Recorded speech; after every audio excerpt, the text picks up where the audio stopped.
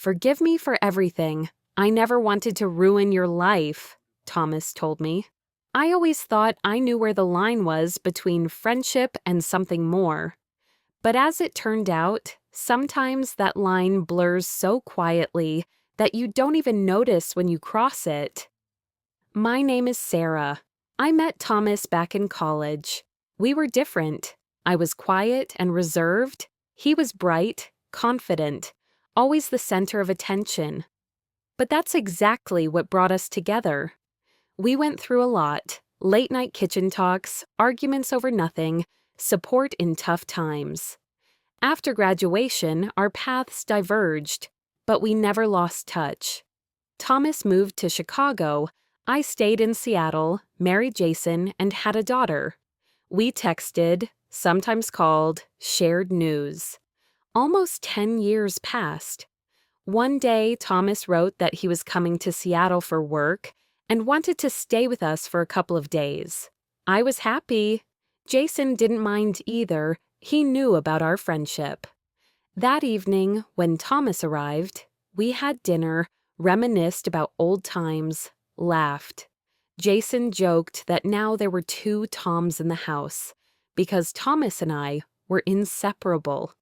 The next day, Jason left on a business trip. Thomas and I were left alone. In the evening, after my daughter was asleep, we sat on the porch with glasses of wine. "Are you happy?" Thomas suddenly asked, looking at me over his glass. I hesitated, searching for words. "I think so. Sometimes it just feels like I'm living on autopilot." He smirked, shook his head. "Me too," he said quietly. "Sometimes I feel like I missed something important." "What exactly?" I asked, feeling a wave of anxiety inside.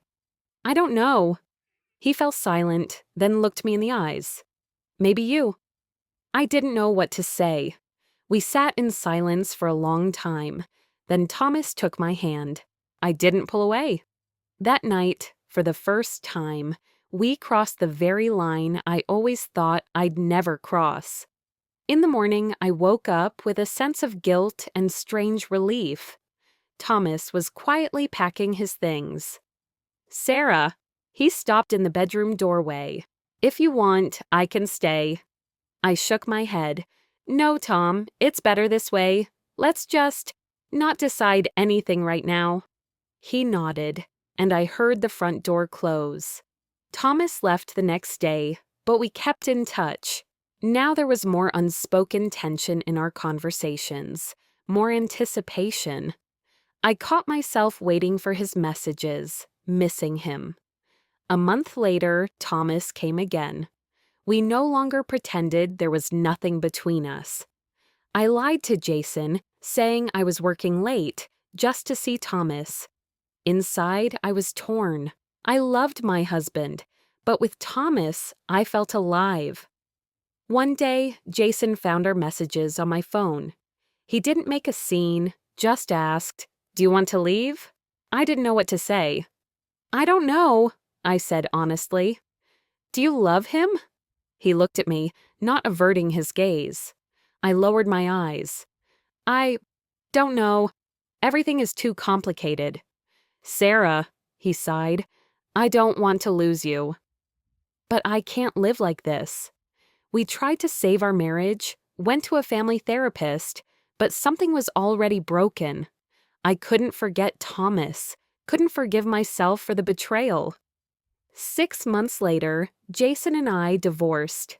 He took our daughter on weekends, and I was left in an empty house.